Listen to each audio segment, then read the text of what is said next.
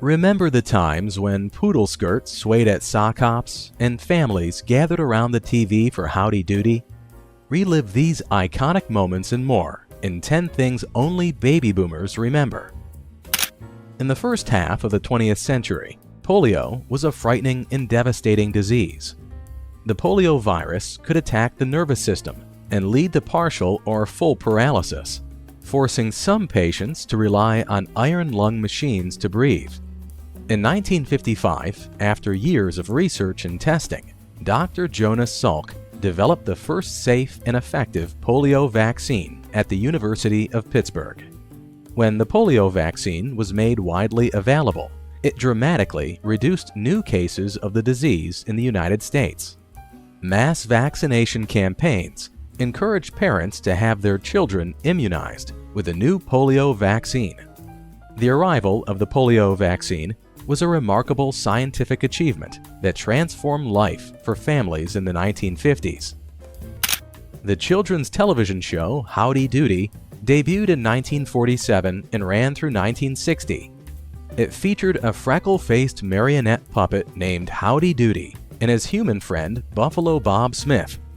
Howdy Doody took place in a circus setting called Doodyville, which also included puppets like Mr. Bluster and Flubadub. The show encouraged kids to sing and dance along to cheerful songs and silly sketches. Many baby boomer children eagerly tuned in to watch Howdy Doody after school every weekday. The popular show is remembered for being one of the pioneers of children's programming in the early days of broadcast television. Poodle skirts became a fashion trend among teenage girls in the 1950s. These swing skirts got their name from the poodle embroidery that decorated them. Poodle skirts were typically worn to sock hops, which were informal dance parties popular amongst high school students. Sock hops were named for the gym floors that students danced on in their socks, and they featured the new rock and roll music. For many teens in the post-war era, donning a poodle skirt and dancing the night away at a high school sock hop represented carefree youth. Poodle skirts and sock hops encapsulate the iconic fashions and activities that flourished in the 50s teen culture. In the 1950s and 60s, 45 RPM vinyl records were the dominant format for recorded music. The small records with the big holes spun at 45 revolutions per minute, allowing for a single song on each side. The 45 RPM format gained popularity after RCA Victor released the first 45s in 1949. Top record labels like Motown and Atlantic used 45s to distribute hit singles by popular artists. Record players with automatic changers could stack and play multiple 45s in a row. For music fans during the era, collecting and playing the latest 45 RPM records was an integral part of youth culture. Drive-in movie theaters first opened in the 1930s and became hugely popular in the 1950s and 1960s. At drive-ins, moviegoers could watch films from the comfort of their own cars. Speakers on posts next to parking spaces broadcasted the movie audio as audiences tuned into the right radio frequency. Drive-ins provided a new way for families to see movies together. They also became a popular spot for young couples to enjoy a date night without breaking the bank.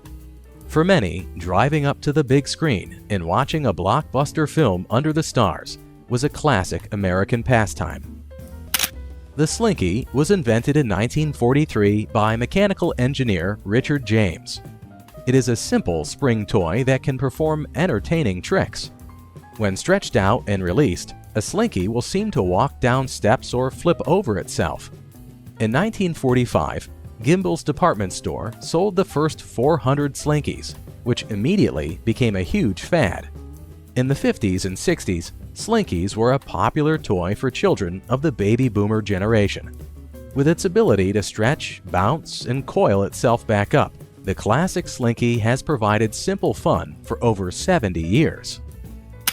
During the Cold War era, duck and cover drills became routine in American schools.